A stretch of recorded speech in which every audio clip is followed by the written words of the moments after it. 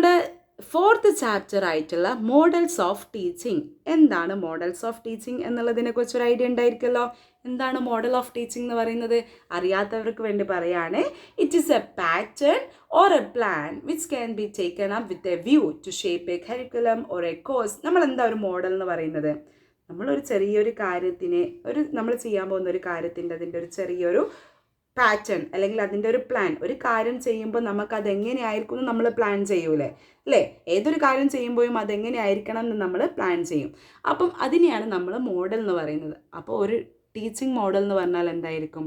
Teaching model എന്ന് പറയുന്നത് നമ്മൾ എന്താണ് it is N instructional design.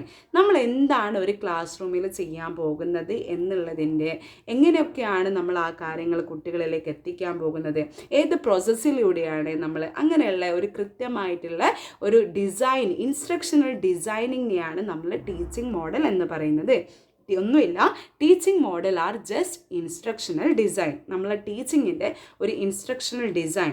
എന്തൊക്കെ പ്രൊസീജിയർ അതിലുണ്ടാകും, നമ്മൾ പഠിപ്പിക്കാൻ പോകുന്നതിൻ്റെ ലേണിംഗ് ഔട്ട്കം എന്തൊക്കെയാണ്, എന്തൊക്കെ ഒരു സ്പെസിഫിക് എൻവിറോൺമെൻറ്റാണ് നമ്മൾ അവിടെ ക്രിയേറ്റ് ചെയ്യുന്നത്, ഏത് ക്രൈറ്റീരിയ അനുസരിച്ചിട്ടാണ് നമ്മൾ ആ കുട്ടികളുടെ ഈ കൺസെപ്റ്റ് കുട്ടികളിലേക്ക് എത്തിയോ എന്നുള്ളത് നമ്മളവിടെ അസസ് ചെയ്യാൻ പോകുന്നത്.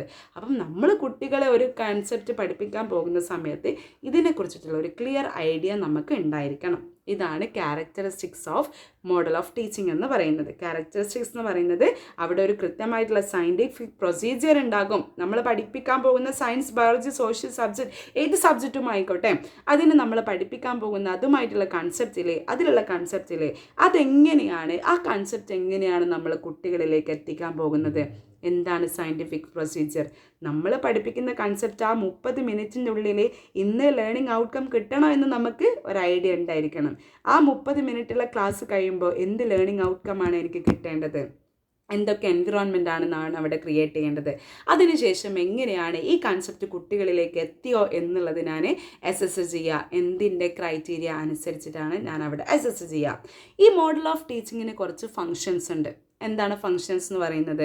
ഈ മോഡൽ ഓഫ് ടീച്ചിങ് ഉണ്ടാകുന്ന സമയത്ത് നമുക്ക് കുട്ടികളിലെ help in bringing about desirable changes in the behaviour of learners. കുട്ടികളിൽ നമുക്ക് ഉദ്ദേശിച്ച ബിഹേവിയറൽ ചേഞ്ചസ് നമുക്ക് ഉണ്ടാക്കിയെടുക്കാൻ കൊണ്ടുവരാൻ സാധിക്കും.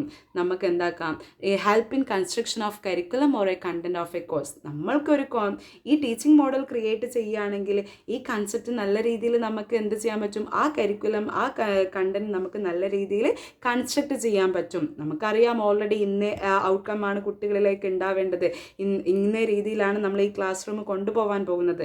അപ്പം നമ്മുടെ കരിക്കുലം, നമ്മുടെ കണ്ടന്റ് നമുക്ക് അതിന് കണക്കായിട്ട് കൃത്യമായിട്ട് കൺസ്ട്രക്റ്റ് ചെയ്യാൻ പറ്റും ഈ ടീച്ചിങ് മോഡൽ നമ്മൾ ചെയ്യുന്നുണ്ടെങ്കിൽ. അതുപോലെ തന്നെ നല്ല useful to develop social efficiency, കുട്ടികളുടെ പേഴ്സണൽ എബിലിറ്റി, കോഗ്നിറ്റീവ് എബിലിറ്റി, ഇതൊക്കെ ഡെവലപ്പ് ചെയ്യാൻ അവിടെ സഹായിക്കും. അപ്പോൾ ഇങ്ങനെയുള്ള കുറച്ച് ഫങ്ഷൻസ് ഞാനിവിടെ നോട്ട് ചെയ്തിട്ടുണ്ട്. ഇതിലൂടെ ഒന്ന് ജസ്റ്റ് പോവാട്ടോ, ഒന്നുമില്ല, ജസ്റ്റ് ഒന്ന് വായിച്ചാൽ മതി, വായിച്ചാൽ ഓർമ്മ ഉണ്ടാവുന്ന കാര്യമാണ് ഫങ്ഷൻസ് ഓഫ് ടീച്ചിങ് മോഡൽ.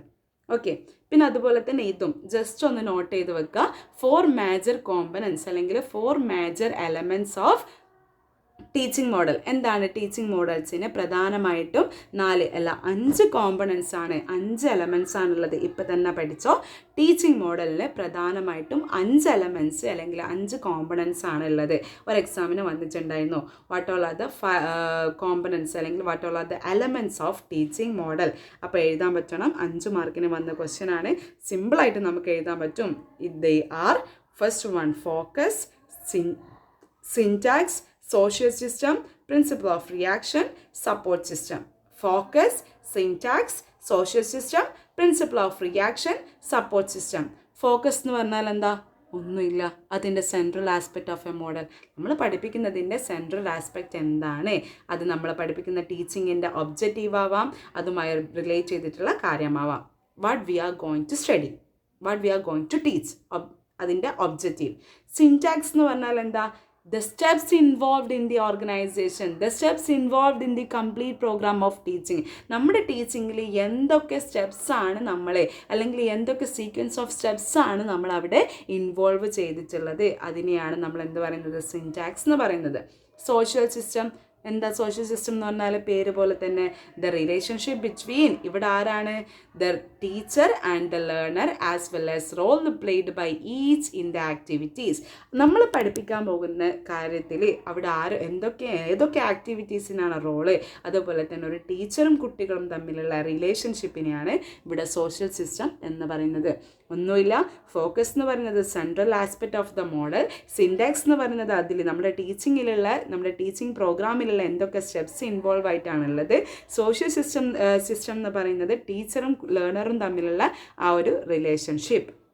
അതുപോലെ തന്നെ fourth one, principle of reaction. എന്താണ് principle of reaction?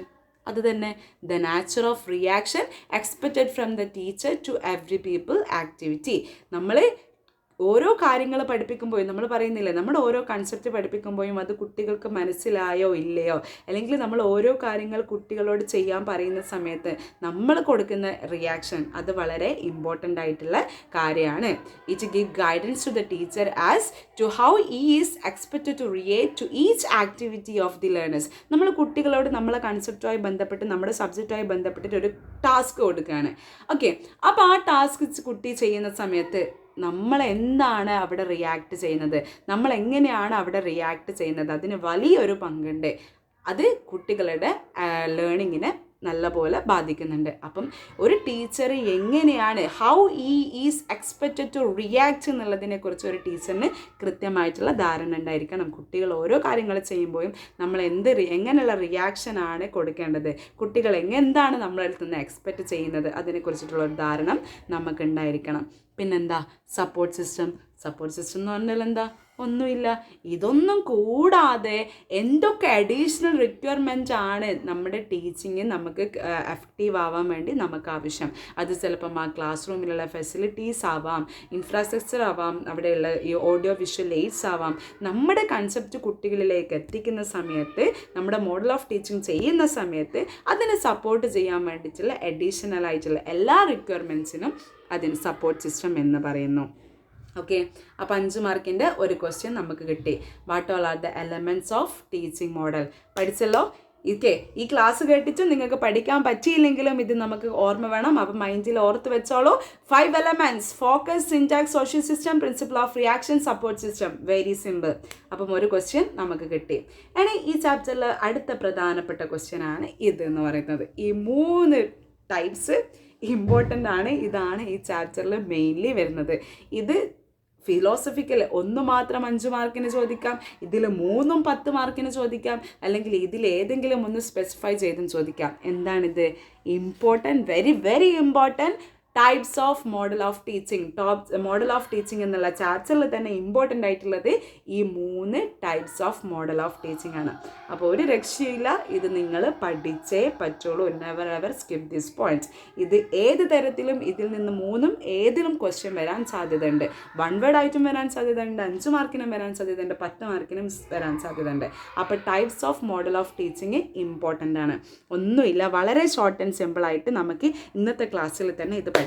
Okay, ma'am detail ആയിട്ട് ഓൾറെഡി ക്ലാസ് എടുത്തതാണ്, അതുകൊണ്ട് തന്നെ ഷോർട്ട് ആൻഡ് സിമ്പിൾ ആയിട്ടാണ് പറയുന്നത്. ഓക്കെ, ഓർമ്മ ഉണ്ടാവുമെന്ന് വിചാരിക്കാം. അതുപോലെ തന്നെ സ്ക്രീനിലോടൊന്ന് പോവാട്ടോ. Okay, types of model of teaching. നമ്മൾ ടീച്ചിങ് മോഡലിനെ നമുക്ക് 3 ടൈപ്പായിട്ട് ക്ലാസിഫൈ ചെയ്യാൻ പറ്റും. ഓക്കെ, ഫസ്റ്റ് അത് നമുക്ക് പഠിക്കാം. മോഡൽ ഓഫ് ടീച്ചിങ്ങിനെ നമുക്ക് 3 തരത്തിൽ ഡിവൈഡ് ചെയ്യാൻ പറ്റും.